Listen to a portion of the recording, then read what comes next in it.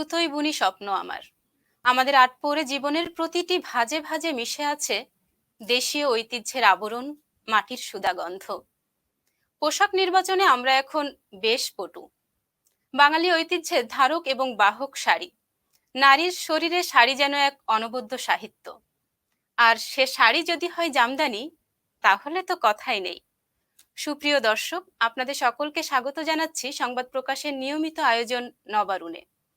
নবারুণ হচ্ছে উদিত সূর্যের প্রথম আলো, অর্থাৎ সূর্যের প্রথম কিরণ। এই আয়োজনের মধ্য দিয়ে আমরা তারুণ্যের স্বপ্ন পূরণের গল্প জানতে পারি।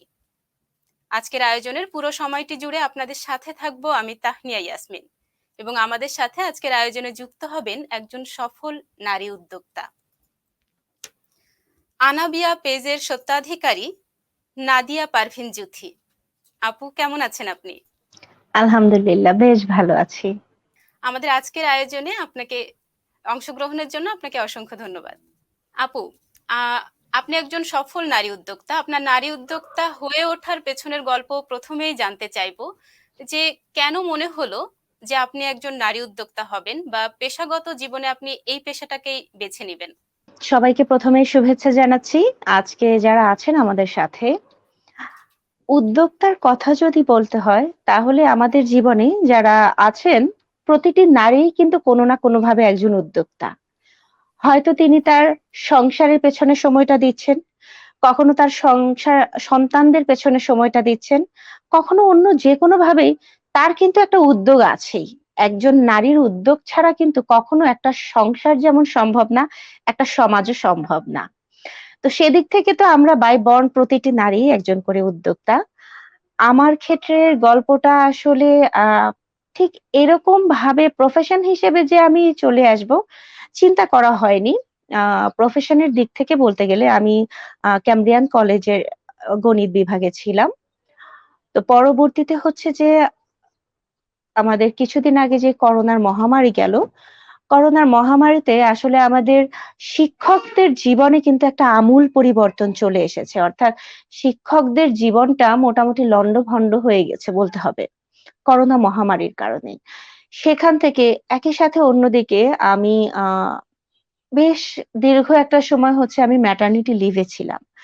তো এত দীর্ঘ একটা সময় গৃহবন্দী থাকাটা আমার কাছে কেন যেন খুব দুর্বিষহ মনে হচ্ছিল। মনে হচ্ছিল যে আমি মেনে নিতে পারছি না। আমি কেন এত বড় একটা সময় শুধুমাত্র ঘরের কোণে বসে আমি কাটিয়ে দেব। তো যেহেতু ঘরে থাকতে হচ্ছে করোনা মহামারীর কারণে, আমি এমন কিছু একটা শুরু করি যেটা কিনা আমার ঘরে থেকে আমার পরিচয়টাকে বহন করে নিয়ে বের হবে। সেখান থেকেই হচ্ছে পেশা হিসেবে আমার এই উদ্যোক্তা জীবনের শুরু হলো। আপনি বললেন যে আপনি শিক্ষকতা পেশার সাথে ছিলেন, আর এখন একজন নারী উদ্যোক্তা। আমরা জানি যে আপনি মূলত জামদানি শাড়ি তৈরি করছেন আপনার নিজস্ব কারিগর দিয়ে, নিজস্ব ডিজাইনের। তো শিক্ষকতা থেকে একদম নারী উদ্যোক্তাতে আসা সম্পূর্ণ বিপরীত ধর্মী একটা চিন্তা। তো ঘরে বসে থেকে আপনি বলছেন যে আবদ্ধ জীবনে হাঁপিয়ে ওঠার ফলে আপনি এ ধরনের একটা চিন্তা নিয়ে এসেছেন। তো এই বিষয়টা কিভাবে মনে হলো যে হ্যাঁ, আমি এখন ঘরে বসে এটা তৈরি করব, বা এভাবে আমার সামনের দিনগুলো ভেবে নিব? এটা কেন মাথায় আসলো? আরো অন্য চিন্তা তো আসতে পারতো। যেহেতু শিক্ষকতা পেশায় ছিলাম, শিক্ষকতা পেশা থেকেই বলি অথবা একজন নারী হিসেবে যদি বলি, শাড়িটা ছিল আমার অসম্ভব প্রিয় একটা ব্যাপার। মানে আমার মনে হয় না যে আমি আমার কলেজে শাড়ি পরিনি এমন খুব বেশি সময় আছে। আমি খুব পছন্দ করতাম। এমনকি আমি শিক্ষকতার বাহিরেও আমি চেষ্টা করতাম যে আমাদের উৎসব পার্বণগুলোর বাহিরেও আ একটু সময় হলেও শাড়িটা পরি। তো সেদিক থেকে শাড়ির প্রতি একটা ভীষণ টান আমার ছিল। অন্য দিক থেকে ছোটবেলায় আমি একটু নাচের সাথে সম্পৃক্ত ছিলাম। সেখান থেকেও শাড়িটা আমাকে রেগুলার পরা লাগতো। পরবর্তীতে আ জামদানি শাড়ির প্রতি আমার একটা আকর্ষণ কাজ হলো। মানে নিজের পড়ার জন্য। মনে হলো যে জামদানিটাকে মানে দেশীয় কিছু যখন পড়ছি তাহলে ইন্ডিয়ান শাড়ি বা পাকিস্তানি শাড়িগুলো না পরে আমি আমার দেশীয় শাড়িটাকে পড়ার চেষ্টা করি। অন্তত আমার দেশটাকে আমি একটু হলেও আমি রিপ্রেজেন্ট করতে পারি। তো সেখান থেকে হচ্ছে আমি যখন নিজের পড়ার জন্য আমি শাড়ি কিনছিলাম, বেশ অনেকগুলো তাঁতির সাথে আমার পরিচয় হয়ে যায়। মানে যাদের কাছ থেকে আমি শাড়ি আনতাম শুধুমাত্র আমার নিজের পড়ার জন্য। ঠিক আছে? তো আনতে, আনতে একটা সময় হয় যে আমার বেশ অনেকজন তাঁতির সাথে পরিচয় হয় এবং তাদের কাছ থেকে আমি মোটামুটি স্বাভাবিকভাবে মার্কেটের থেকে কিছুটা কম প্রাইসে হলেও আনতে পারতাম। একটা সময় আমি যখন ওই যে করোনায় যখন বলছিলাম যে আমি গৃহবন্দী হয়েছিলাম এবং আমার শাড়ি কেনাটা কিন্তু তখনও থেমে থাকেনি। আমার না তখন এমন একটা অবস্থা হয়েছিল শাড়ি কিনতে, কিনতে অন্যদিকে আমি শাড়িগুলো পরতে পারছি না। আমার শাড়ির বিপুল একটা স্টক জমে গিয়েছিল। তখন আমার মনে হলো যে এত শাড়ি নিয়ে আমি কোথায় যাই? এত শাড়ি আমি কি করি? আর অন্যদিকে হচ্ছে আমি আমার তাঁতিদের সাথেও কিছুটা সম্পৃক্ত হয়ে গেছি। যে তাদের কাছ থেকে আমি রেগুলার যেহেতু শাড়ি আনতাম, করোনার সময় যদি আমি তাদের কাছ থেকে শাড়ি আনাটা বন্ধ করি, তাদেরও অনেকেরই হয়তোবা কিছুটা হলেও তারা সংকীর্ণতায় পড়ে যাবে। সেখান থেকে আমার মনে হলো যে তাহলে এই যে তাঁতি যারা আছে তাদের আমি রুটি-রুজিটারও একটা ব্যবস্থা করি। অন্যদিকে আমার এই গৃহবন্দী জীবনটা থেকেও আমি একটু বের হয়ে আসি। শখের বশে, একেবারে শখের বশেই না আমি তখন আমার পেজ আনাবিয়াটা শুরু করলাম এবং সেখানে একেবারেই আজকে আমি এটা ১ম বলি, আমার পেজ আনাবিয়ায় ১ম দিকের যে শাড়িগুলো পোস্ট করা হয়েছিল, এগুলো আমার নিজের শাড়ি ছিল। মানে আমার অপরিধানীয় যে শাড়িগুলো, পরা হয়নি কিন্তু আমি এনে রেখেছি, এই শাড়িগুলোকে আমি ছবি তুলে পোস্ট করা শুরু করি। এত বেশি রেসপন্স ছিল আমি জানি না। আমি কল্পনাও করতে পারিনি যে মানুষের এত বেশি রেসপন্স। কারণ তখনই আমি দেখেছিলাম যে আমার আ বাসায় অনেকে চলে এসেছে যে, "আপু আমি শাড়ি নেব না। আমি শুধু আপনার শাড়ির কালেকশন গুলো একটু দেখব।" আমি একটু দেখতে চাই যে আ জামদানি শাড়ির এত বড় কালেকশন। আমার কালেকশনে অনেক শাড়ি ছিল। তো সেখান থেকেই হচ্ছে যে আমি শাড়ি তখন ডিক্লাটার শুরু করলাম। ডিক্লাটার শুরু যখন করলাম, তখন চাহিদার জন্যই দেখা যায় আমাকে তাঁতির কাছ থেকে আরো অনেক শাড়ি আনতে হয়েছে। তখন মানে কি বলবো? তখন আর পেছনে ফেরা লাগেনি। আমি শাড়ি তখন মানে আনছি আর সেই থেকে এখনো পর্যন্ত শাড়ি আনছি আর দিচ্ছি। এখন বলতে গেলে নিজের পরনের শাড়িও থাকে না। আমি যা আনি সবই মোটামুটি দিয়েই দিতে হয়। হ্যাঁ, আমরা বুঝতে পেরেছি যে মূলত শাড়ি প্রীতি বা শাড়ির প্রতি তো নারীদের দুর্বলতা সবসময়ই বেশি থাকে। আপনি মূলত ওই দুর্বলতার জায়গা থেকে ওটাকে এখন পেশা হিসাবে নিয়েছেন। আপনি প্রথমে একজন নারী, মা, উদ্যোক্তা। তো মা হয়ে উদ্যোক্তা, ঘরে বাইরে আপনাকে কাজ করতে হচ্ছে, আপনাকে প্রোডাক্ট নিয়ে আসতে হচ্ছে, বাহিরে বাহির হতে হচ্ছে। তো এই বিষয়গুলো আপনি কিভাবে মেনটেন করছেন? আ এই বিষয়টার ক্ষেত্রে একটা কথা বলি। আমরা আজকে যতই বলি নারী উদ্যোক্তা, যতই বলি নারী পুরুষ সমান অধিকার, ওই যে একটা কথা আছে না যে কোনো কালে একা হয়নি কো জয়ী পুরুষের তরবারি, প্রেরণা দিয়েছে শক্তি দিয়েছে বিজয়ী লক্ষ্মী নারী। নারীদের ক্ষেত্রেও আবার সেই একই কথাটাই থাকে যে সংসার সুখের হয় রমণীর গুণে, যদি থাকে মনের মতন পতি তার শনে। অর্থাৎ একটা নারী যেমন এগিয়ে যেতে গেলে একজন পুরুষের সাহায্য দরকার, একজন পুরুষকেও একটা রাজ্য জয় করতে হলে তার একজন নারীর দরকার। আমার ক্ষেত্রটায় না আ ওই যে মনের মতন পতি আলহামদুলিল্লাহ আমি পেয়েছি। এমন কেউ যে কিনা একদম আমাকে শুরু থেকেই বিন্দু, বিন্দু করে সাহায্য করে গেছে। এবং আজকে যদি বলতে হয় আনাবিয়া আজকে আমি বলতে গেলে অনেক বড় একটা প্রতিষ্ঠান। যেখানে আ মানে ১ জন ২ জন না, আজকে শুধুমাত্র আমার তাঁতিই আছে ২৫ জন। মানে একেবারে আমার নির্দিষ্ট তাঁতি আছে ২৫ জন। আর এর বাহিরে যদি বলি, সব মিলিয়ে প্রায় ১০০ জন মানুষ তাদের আ জীবিকা নির্ভর করছে আজকে আনাবিয়ার উপর। এবং একই সাথে যদি বলি ২৬,০০০ কাস্টমার তারা আজকে আনাবিয়ার দিকে তাকিয়ে থাকে যে আনাবিয়ার নতুন কোন কালেকশনটা আসছে। এত বড় একটা জিনিস আমার একার পক্ষে সামলানো একদমই সম্ভব হতো না। হ্যাঁ, আমি আমার সেই সহযোগীটাকে আমি পেয়েছিলাম। শাড়ি কালেকশনটা শুরুর দিকে আমিই করতাম। এক্ষেত্রে স্বাভাবিকভাবে যেহেতু আমার বেবিটা এখনো খুব ছোট, আমাকে বেশ অনেক ঝক্কি পোহাতে হতো। কিন্তু ধীরে, ধীরে দেখলাম যে আসলে আ সব দিকে সম্ভব হয় না। কারণ আমাকে পেজে মোটামুটি 24/7 আওয়ার আমাকে টাইম দিতে হচ্ছে।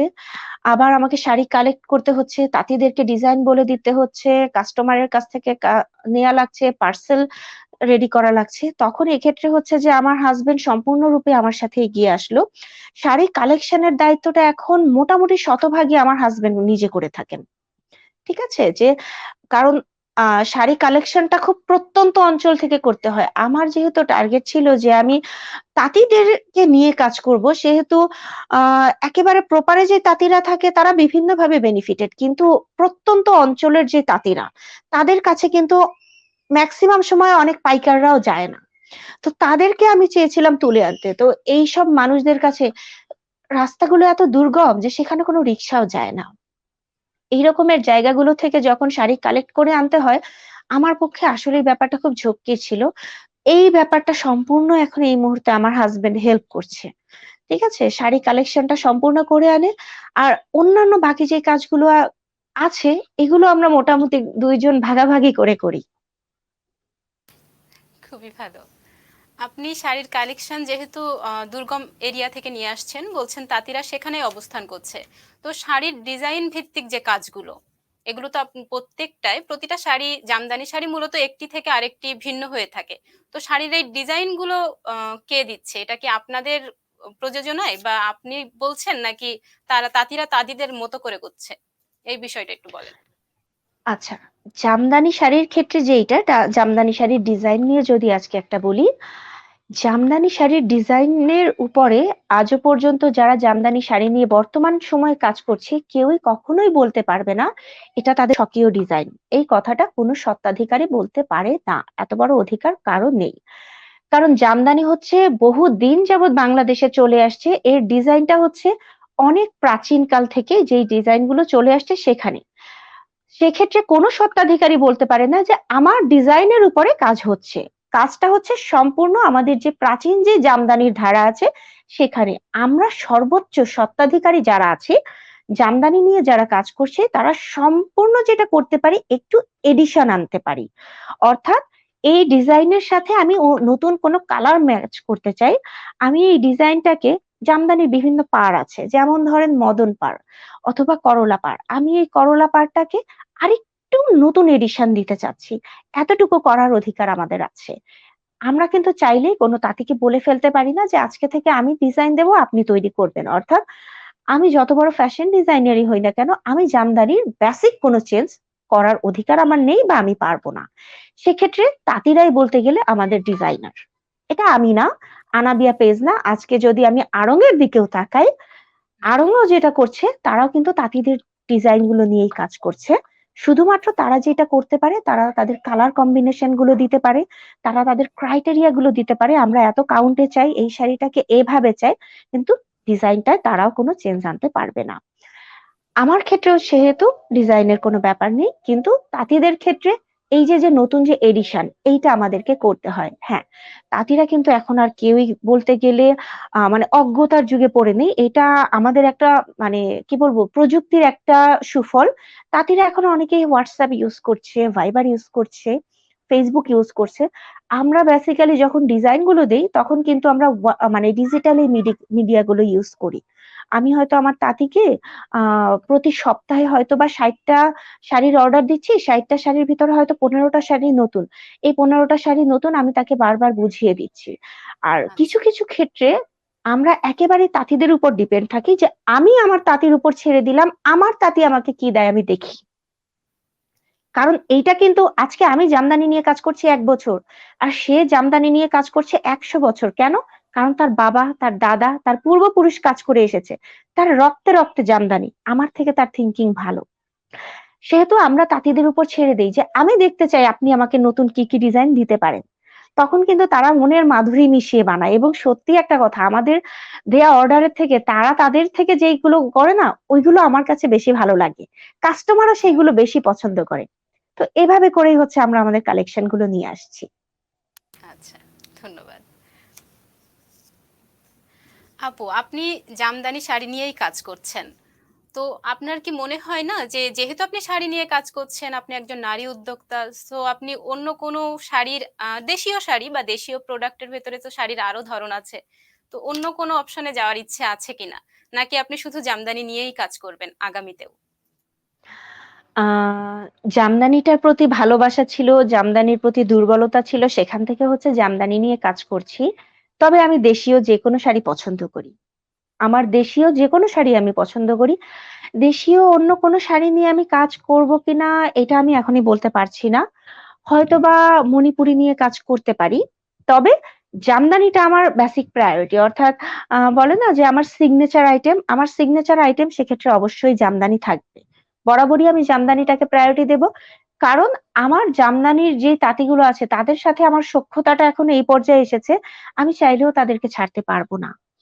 আর পরবর্তীতে যদি হয়তোবা আমি মণিপুরি শাড়িটার খুব ভালো আমার মনের মতন যদি আমি তাঁতি পাই, যাদের সাথে আমি কাজ করে আমি কমফোর্ট ফিল করব, হয়তো আমি আনতে পারি। তবে আহ মানে তাঁতে বোনা হয় না, মেশিনে বোনা হয় দেশীয় কোনো শাড়ি, এমন শাড়ি নিয়ে কাজ করার কোনো ইচ্ছে আমার নেই। আমি যদি কাজ করি সেটা সম্পূর্ণ তাঁতে বোনা শাড়ি নিয়েই আমি কাজ করব। ধন্যবাদ। একদমই তাই। আসলে তাঁতে বোনার ভিতরে যে দেশীয় হাতের ছোঁয়াটা থাকে, মেশিনে ওই জিনিসটা থাকে না। তো আপনি যে চিন্তাধারা নিয়ে ১ম এ শুরু করেছেন, তখন ওই জিনিসটা বিচ্যুত হবে। এখন বর্তমানে তো আপু ই-কমার্স বিড়ম্বনায় শিকার হচ্ছে সবাই। তো অনলাইন প্ল্যাটফর্মে এখন অনেক গ্রাহকই আস্থা হারিয়ে ফেলেছে, তারা বিশ্বাসচ্যুত হয়ে গেছে। তো এক্ষেত্রে ওই ইফেক্টটা কি আপনার বিজনেস প্ল্যাটফর্মে পড়েছে? একদমই যদি বলি যে পড়েনি তাহলে ব্যাপারটা ভুল হবে। পড়েছে, তবে আবার ব্যাপারটা কিছুটা উল্টাভাবেও আমরা বলতে পারি। এখন কিন্তু অনলাইন প্ল্যাটফর্মের দিকে অনেক ক্রেতারা ঝুঁকে আসছে। আগে যেমন আমরা ভাবতাম যে আমরা মার্কেটে যাব, ১০টা শাড়ি দেখবো, আমার বাড়ির কোনো বিয়ে আছে, আমরা সবাই মিলে শপিং এ যাচ্ছি। এখন কিন্তু অনেকের ক্ষেত্রে অনলাইনের নির্ভরতাটা চলে এসেছে। এখন কিন্তু আমরা দেখছি, যেমন এখন দুর্গাপূজার সামনে সপ্তাহ ২ এক পরে। ঐদিন আমার বাসায় কয়েকজন চলে আসলো। সম্পূর্ণ পরিবারের জন্য তারা হচ্ছে যে শাড়ি নিয়ে গেল। তো এই যে অনলাইনের প্রতি ভরসাটা, এইটা যখন নাকি আপনি তৈরি করতে পারবেন একজন ক্রেতার মধ্যে, তখনই কিন্তু সে রিপিট কাস্টমার হবে। আর অনলাইন হোক বা অফলাইন হোক, সবকিছুর পর নির্ভর করছে আপনার পণ্যের কোয়ালিটি। আপনি যখনই পণ্যকে আপনি কোয়ালিটিটা দিতে পারবেন, এনশিওর করতে পারবেন যে হ্যাঁ, আমি আমার বেস্টটা ট্রাই করছি। তখন সে অনলাইন হোক বা অফলাইন হোক, সে কিন্তু আপনার দিকে ঝুঁকে আসবেই। আর অনলাইন কিন্তু এখন আমাদের দেশে প্ল্যাটফর্ম অনেক বেড়ে যাচ্ছে। নারী উদ্যোক্তার সংখ্যা অনেক বেড়ে যাচ্ছে। সেহেতু একজন নারী উদ্যোক্তা হয়ে আমি নিজেই তো আরো ১০টা অনলাইন প্ল্যাটফর্মকে সাপোর্ট করব। একই রকম ভাবে অন্যান্য যারা অনলাইন প্ল্যাটফর্ম নিয়ে কাজ করছে তারাও কিন্তু আমাকে ভরসা করবে। সেক্ষেত্রে আমি মনে করি একদিক থেকে কিন্তু আমরা এগিয়েই যাচ্ছি। ধন্যবাদ। আমি এখন জানতে চাইবো প্রতিবন্ধকতার কথা। নারী উদ্যোক্তা হয়েছেন, এখন সফলভাবে কাজ করছেন, এতগুলো মানুষকে পরিচালনা করছেন। এক্ষেত্রে কোনো প্রতিবন্ধকতার শিকার আপনি হয়েছেন কিনা? শুরুতে বা এখন? প্রতিবন্ধকতা যদি বলি তাহলে বলতে হবে যে প্রতিবন্ধকতা কোথায় নেই। একজন নারী উদ্যোক্তা হিসেবে বলি, একজন ব্যাংক কর্মী হিসেবে বলি, একজন বিসিএস ক্যাডার হিসেবে বলি, যে কোনো সেক্টরে গিয়ে নারীদের ক্ষেত্রে বলি, কোথায় প্রতিবন্ধকতা নেই? ধরে নিলাম একজন বিসিএস ক্যাডার, তারও একটা সন্তান থাকে, তারও একটা সংসার থাকে, তাকে অনেক দূরে পোস্টিং এর জন্য যেতে হয়, সেখানেও প্রতিবন্ধকতা। একজন ব্যাংকের যে কর্মী, তাকে ৯টা থেকে ৫টা ডিউটি করতে হচ্ছে তার বাচ্চাটাকে ফেলে রেখে, সেখানেও প্রতিবন্ধকতা। তো আমি কেন প্রতিবন্ধকতা পাবো না? অবশ্যই পেয়েছি। প্রতি ঘাটে ঘাটে প্রতিবন্ধকতা ছিল। সবার ১ম এ যদি বলি, সবথেকে বড় প্রতিবন্ধকতা ইনভেস্টের একটা ব্যাপার থাকে।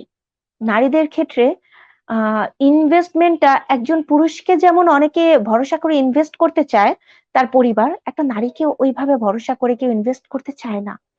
কারণ যত কিছুই বলি সবকিছুর পরে সে একজন নারী।